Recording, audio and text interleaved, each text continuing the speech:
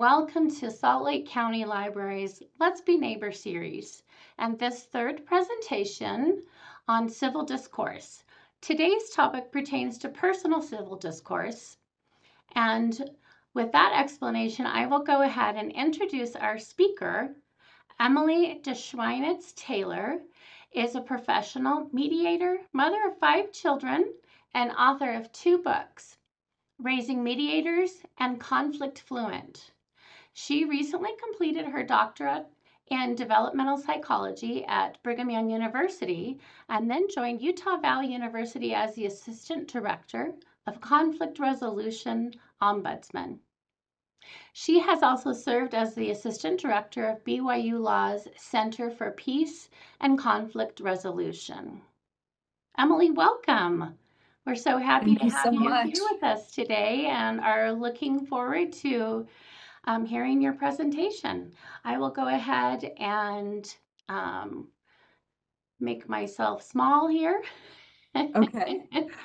And we'll go ahead and turn the time that we have over to Emily to present to us. Thank you. Thanks, Kathleen. So I know you're doing a series on civic discourse, and this focuses more of the personal approach and some things we can think about how we present ourselves and then how we allow others to personally share what they believe with us. So a first step is just thinking about some of these, how we approach sensitive topics. And I just wanted to introduce that, yes, I studied this formally. Yes, I'm a mediator, but yes, I have my own interpersonal experiences approaching sensitive topics. And sometimes you're caught off guard. Sometimes it's something you're prepared for. But just recently, a family member who I knew we differed politically, but we've never really talked about it. We just haven't focused on it very much. And well, during a visit, I brought up just, something I'd recently seen on the news. And then it launched into, I was actually asked directly, what do you think of this? And I did share some of my thoughts, and in the end, what was interesting is we just had a brief discussion of the sources that we use to kind of make sense of political events. And you could tell that we had differences, but that opened up this slight conversation that's been ongoing about politics, but it's something that I had hesitated to even approach for a long time. So again, we're each going to have different situations in our families, with friends, with coworkers, especially as we approach the election. But to think about modifying to a certain extent our approach depending upon the person and how much experience we have with them. So in terms of what we're going to cover today, and we're not going to belabor it, but I do think it's important to talk about what conflict is, what are the main origins of conflict come from a theoretical perspective, and then some approaches to thinking about how a person talks about conflict. So we're going to discuss briefly this acronym of TRIP, T-R-I-P, and just different types of conversations. So deciding, am I in a debate right now? Am I in a dialogue? Am I deliberating, over more of a, in a more legal manner?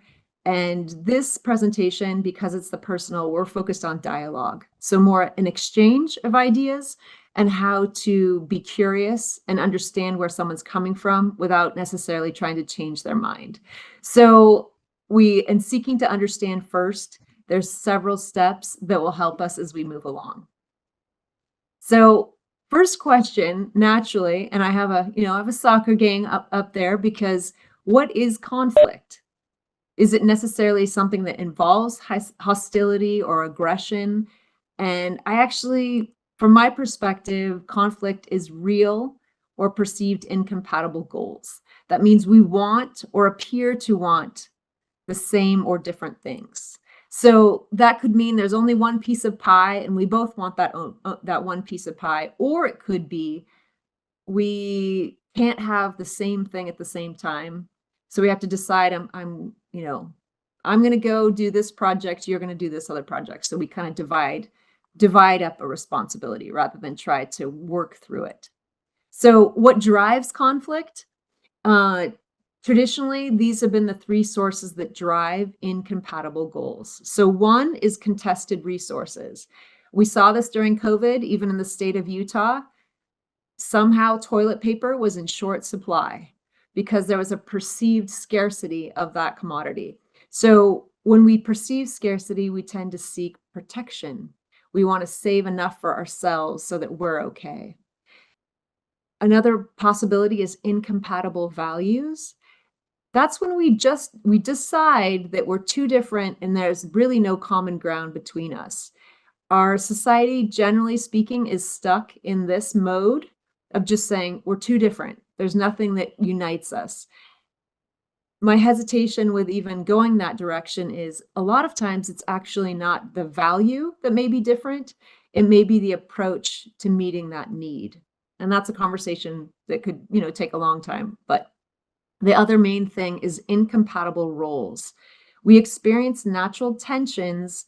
A referee with a coach or a player will naturally have some tension built into that relationship. Just like a parent of a teenager typically wants security and the teenager may want independence, that tension doesn't necessarily mean there's something wrong with us. It just means there's some competing, desires or functions. So to not be alarmed by it, but actually to acknowledge it can be really helpful. So this is actually just a thought question because you're experiencing this virtually, but it's very helpful to think of what types of incompatible goals do you have in a particular relationship. Is it really about scarcity? Is there only one promotion to go around at work? Is there only one policy that could be voted on and approved by a council? Are these incompatible values? Do we just see in a hot topic? Are we seeing it differently? But we should always second guess ourselves and say, hey, am I looking at this from a perspective that's maybe it's just a methods issue as opposed to values? And the last, like we just talked about, was incompatible roles. So again, when I approach a conflict, that's usually what I'm thinking of is what's really feeding this conflict for me? So know thyself first. So I mentioned using an acronym, TRIP.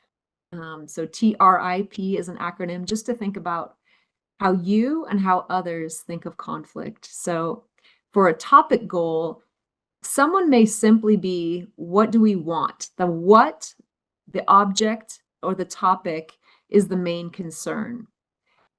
In another sense, someone could be talking about a conflict, but they're really mostly concerned about the relationship. They want to make sure that that's maybe harmonious, or maybe the relationship is something they're specifically trying to push on to forward a conflict. Identity is often playing into some of our conflicts, and that's where maybe we're trying to save face, we're trying to prevent shame or misunderstanding about who I am in this interaction. And then process is, hey, how are we going to resolve this issue? What kind of communication process will be used? We've all seen or maybe received texts where we assume a certain tone of voice, and sometimes we're right and sometimes we're wrong. But we actually should always consider the means of communication and is it really the right choice for the conflict at hand? So I mentioned this, know thyself first. So in any interpersonal conflict, we need to take time to consider what our own views are. It's often very rare that we've had a chance to verbalize our views fully, even in the presence of people who may agree with us, but especially if we're with someone who may not agree with us. So take the time to talk or write out your own views. Pick a topic that's really a hot button for you, whether it's, immigration, climate change, whatever that is, and take some time to reflect on it and think about where you're coming from and why. Acknowledge certain areas of uncertainty. That's not something we talk about very much, but there are limits to what we know or what we feel.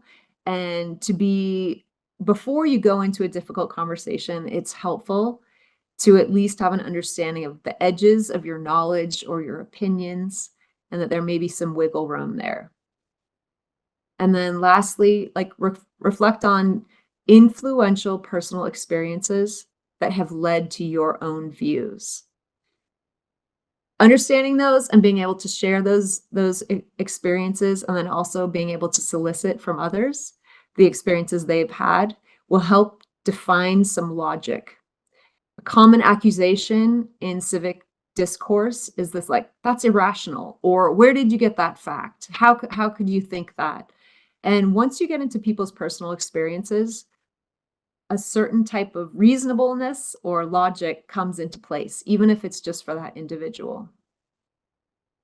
So again, if you're going into thinking about a conflict, or you're going into a difficult conversation, thinking about that acronym, am I focused really on the topic? Am I really more concerned with the relationship, and I'm talking about this conflict in terms of a relationship? Or is this really an identity issue? Just a caveat is, when we talk about identity, it's usually the area that most people are least willing to compromise, which would make sense, right?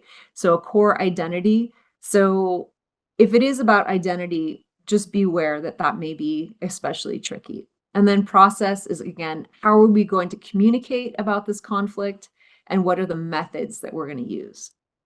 So in any conflict you encounter, you have 5 choices, general choices. This is based on Thomas Kilmann. They're well-known conflict theorists. So I can avoid in a conflict. I can accommodate, which means I give in to what you would like. I can compromise, which means we kind of split the difference, but we both lose a little bit of what we wanted. Asserting or competing is when you stand up for what you'd like. And then collaborating is when you take the time to talk through with the other person what you need, and you try to give them as much. You both try to get most of what you want. So from there, again, thinking about different types of conversations, whether it's online or in somebody's kitchen, or at work over lunch, something like that. You have choices, and different deliberation is one where you're like really trying to find out the facts and come to some kind of analytical conclusion. A debate is generally you're trying to win an argument. You're trying to present facts in a way that will expose the weaknesses of the other side. Dialogue, on the other hand, is your goal is really to understand each other so that you can collaborate. And it doesn't necessarily mean you're trying to convince someone. So the framework I'm talking about today is generally, you're not trying to convince, you're actually trying to seek to understand, be curious. So some of the principles we're going to talk about today that guide even thinking about a personal civic dialogue is respect, where we value each person's individual experience. An example of that is I was doing some civic dialogue training, and a young man who had crossed the border, as an immigrant, was actually fairly pro-gun because of another experience he'd had where he had been endangered. And I remember thinking, wow, like, this person has diverse political views if I try to categorize it by party, but they make sense according to what he had experienced, which was interesting. Again, self-determination. We help each other and respect that each person has their own experiences that bring them to the beliefs that they have. Again, dialogue, that we're listening, we're talking it out, and then we're trying to find cooperative alternatives to coercion. We actually don't want to force anyone into a certain type of belief, and we don't expect that we can easily change someone's long-standing values or beliefs. So I prepare for dialogue, especially if I know it's going to be a difficult situation. So just a couple thoughts before we go into the actual steps for the dialogue is, how much time do I have? Am I constrained? Am I feeling like I have to make a decision? Is there pressure? Generally speaking, when we feel pressure, we become more directive, and that means we kind of start telling people what to do or how to think. So we need to be aware that if we're under time pressure, we may kind of speed up the process and not do as much good listening as we usually would. Personal bias. Hey, can you notice within yourself that you initially have some kind of emotional reaction? Do you know why you feel or think that way? And again, that's returning to the know thyself notion of being aware of what's important and what is going on inside you. Sources of knowledge, and we'll talk about this in a minute. How have you learned about this conflict topic? What interests are actually involved for you? Where have you gone to learn more about this topic? And kind of being true and honest about what your sources are. And then your perspective on the other. Are you able to clearly articulate where the other person is coming from in terms of their reasoning and the feelings? It could be this is a journey of discovery. This may be a conversation with someone close to you that you've just never, like I mentioned in my introduction, you've never had that conversation. So there's some tentativeness and like, okay, we're going to see how this goes. And maybe it will work, maybe it won't, but we're going to at least try. So we have to, when we're being curious and entering a dialogue, especially with someone we think may disagree with us, we have to abandon certain expectations.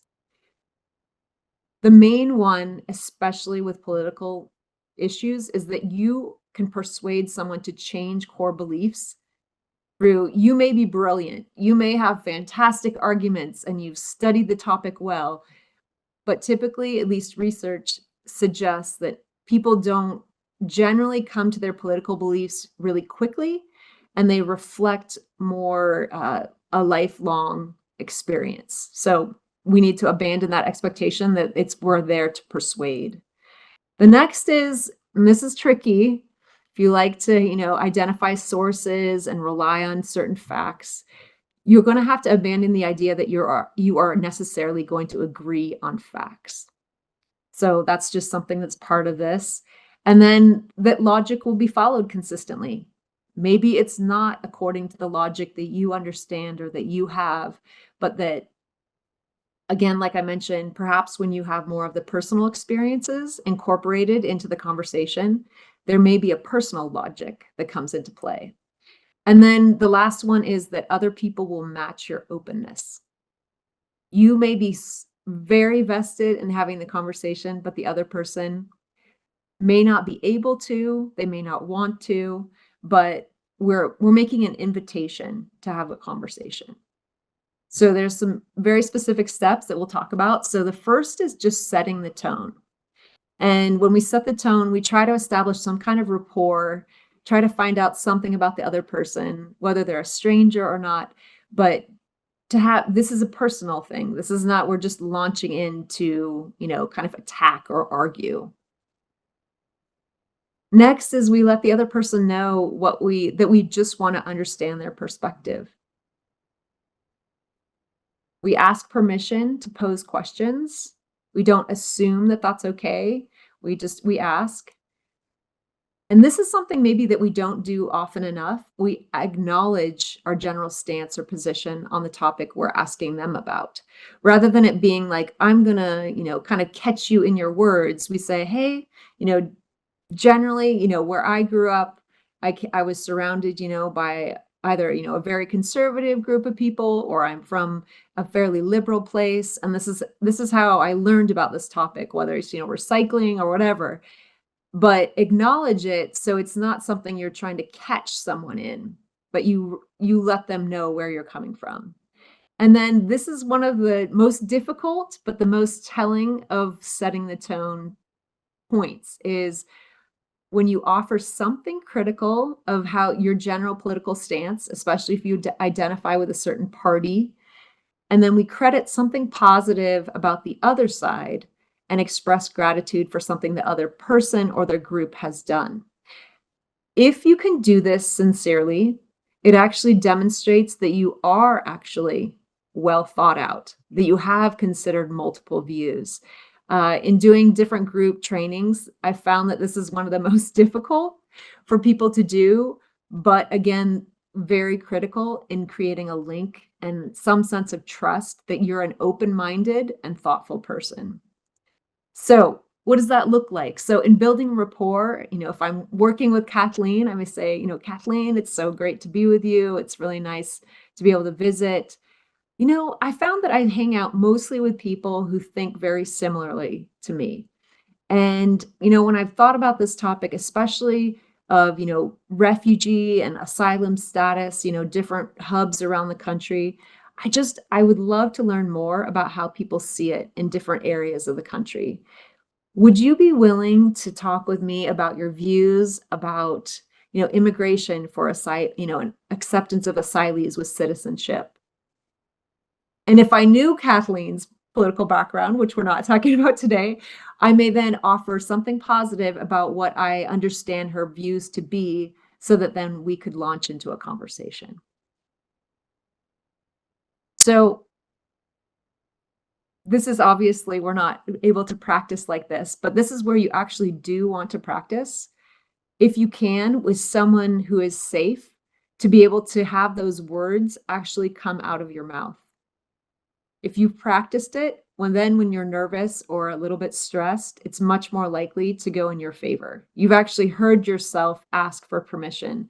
You've heard yourself acknowledge your general political view on a topic, and you've actually thought about what is something positive that the other political view or party has done that you could at least recognize. And again, if you can have that in advance, you're always at an advantage. So if we ask for the conversation as a sign of goodwill, we actually offer, to listen first. So what that means is if I've just asked you permission, if it's Kathleen and I say, hey, Kathleen, could we talk about this? I don't suddenly launch into my side of the issue. And I don't spend the rest of the time Kathleen speaking preparing my rebuttal. We need to actually listen for understanding. So when we listen, we avoid or minimize distractions.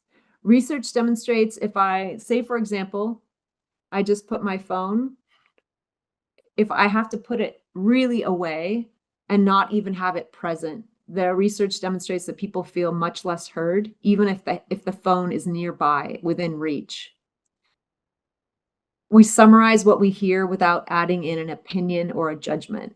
That also means that we don't parrot exactly what someone says.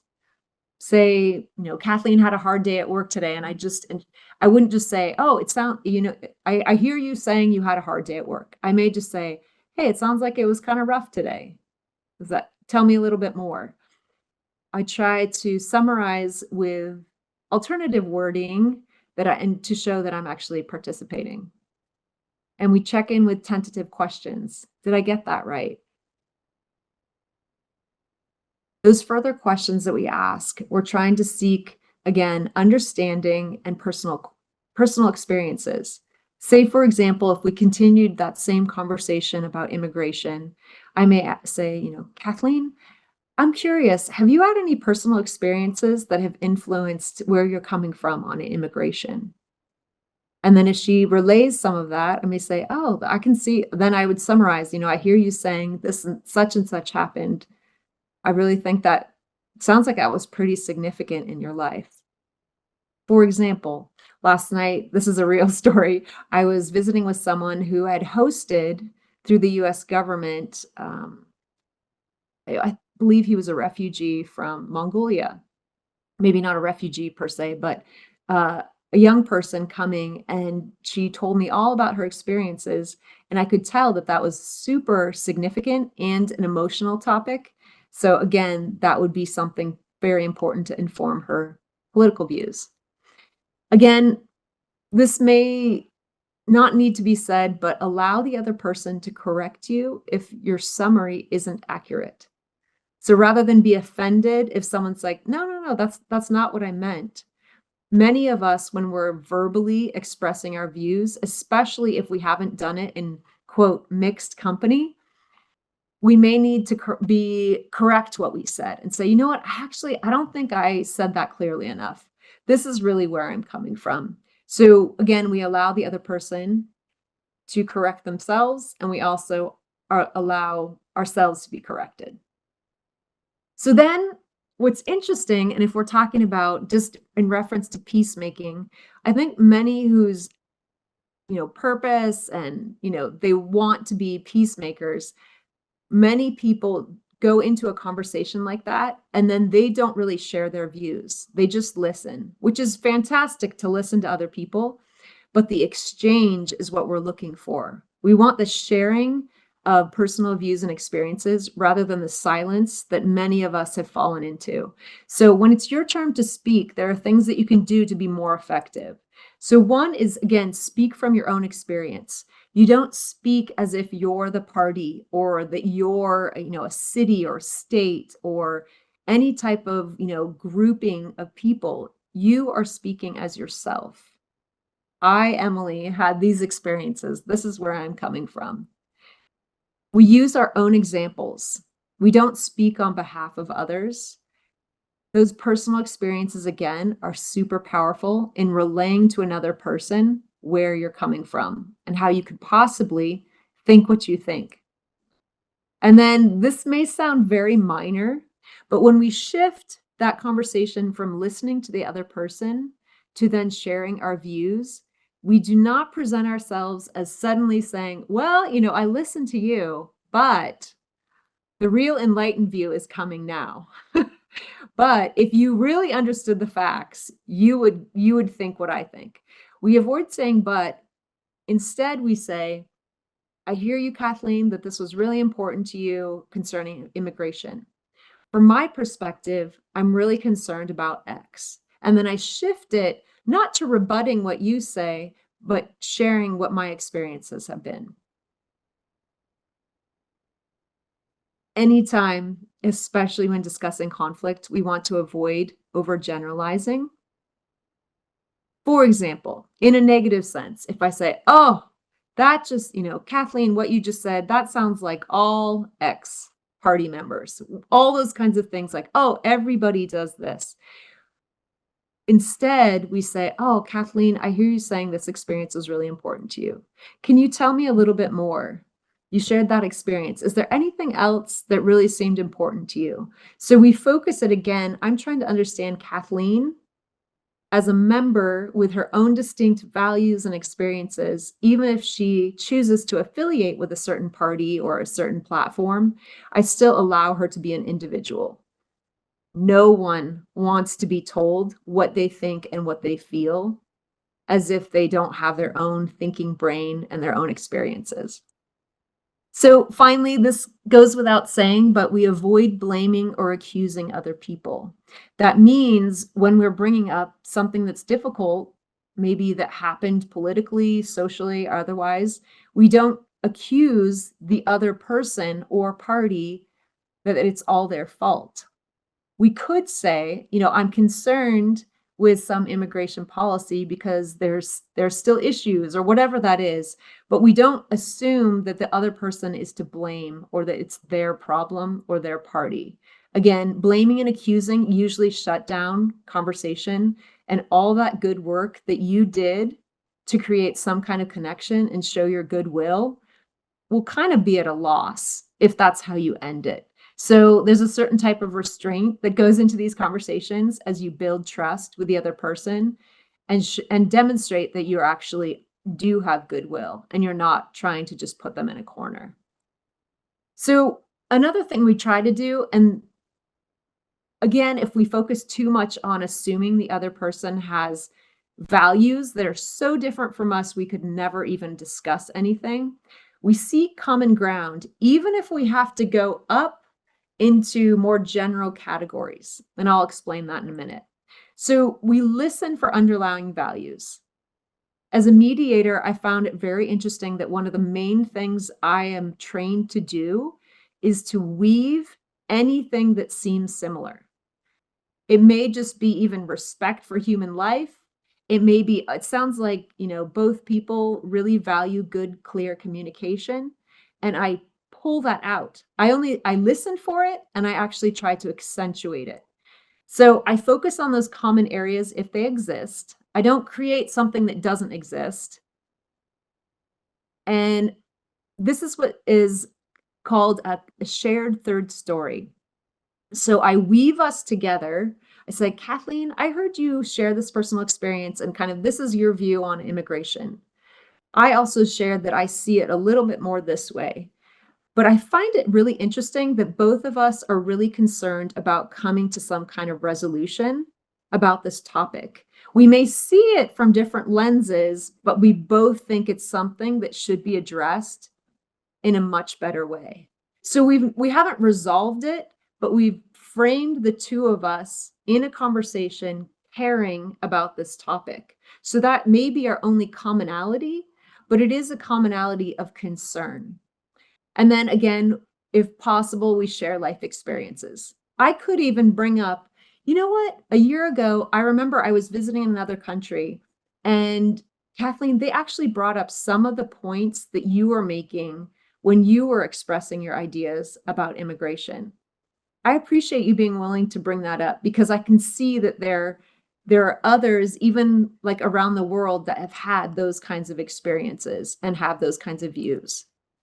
So none of us need to enter into a situation that's abusive or difficult or, too overwhelming.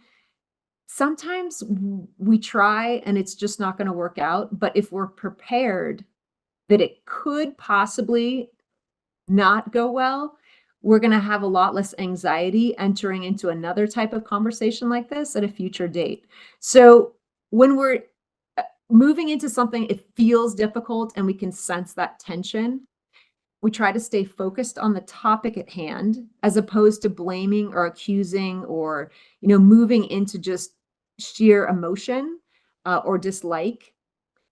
We don't answer baiting questions. If we stick to our purpose, that we are there simply to understand where the other person is coming from, we don't have to get baited into the tension that may be underlying the conversation. So that means that you recognize, hey, this is not my purpose. This is not where I'm wanting this to go. You stick with if you have that purpose, it will help you. Don't return provocative statements in kind. Easier said than done. But if you have decided before that conversation that you're going to end the conversation before it turns into that, vein of, communication, you're going to do a lot better if you thought about it. And you can agree to disagree. You can say simply, Kathleen, I hear you talking about this with immigration. I've shared, how I see it. I can see that we see it differently, but I still am so appreciative that you would be willing to share. And I hope some of the things I've shared have made sense to you too. And we can exit the conversation in a low-key way. Easier said than done, unless we have thought about it before we enter the conversation. So preparing an exit is actually something I would recommend. I've used it at different times. Sometimes with humor. I guess we're not going to solve world peace today. I don't think I would necessarily say that, but maybe that's something you would say. With appreciation, I can see that we see things differently. Thank you for sharing how you see things. I've learned a lot from hearing your perspective. And honesty. Hey, it's hard to talk about these topics. I think I need a break, but thanks for sharing your thoughts with me. None of that shows disrespect. It actually, the communication in and of itself demonstrates respect. When we just cancel someone off or just, deliberately ignore, that actually is more dehumanizing. So we actually address the difficulty, acknowledge it, and then we can exit it. So a while back, Dr. Arthur Brooks, when he was speaking, he said, we don't need to disagree less, we need to disagree better. And obviously in the state of Utah, we had a governor who was, campaigning on that disagree better. But I think there's a general attitude of we want to do it, but maybe don't know how to do it. So I'm hoping that what I talked about today, again in brief, is there are ways for you. Again, maybe you're not treating the other as an adversary, but you're simply listening to another opinion that you may disagree with, sharing your opinion, and then seeking any kind of commonality that would link the two of you together. So that was a very, brief overview training, but I am very hopeful that when people interact one-on-one, they're able to find some kind of common humanity. Just the fact that we're listening to each other is an important step to then working on vexing and complex problems that all of us, are a part of. Thank you so much. That's what I've got for today.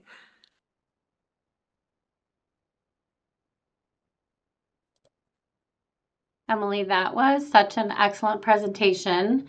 I was just saying to her when we weren't recording a second ago that I was glued and Well, really thank you. I listening. appreciate it. You offered so many great examples and explanations about how we could successfully and respectfully discuss some tricky civic topics. Um, I want to remind viewers that they can revisit this presentation and any others in the Civic Discourse series here on the Salt Lake County website. And Emily, we actually had some questions Okay. about, this is funny because you already answered them. We had some Okay. questions about when people give you a baiting question or a baiting statement or seem to really want to just argue. They're not interested in Mhm. listening. And you completely answered that when discussing that we should expect difficult moments. And again, preparing was an excellent point, and preparing an exit too, I think. So Mhm. thank you again. Oh, sure. Yeah. And we appreciate you, our viewers, taking the time to participate in this Let's Be Neighbors series. And we urge you to share this resource with your friends, family, and coworkers. Thank All you. right.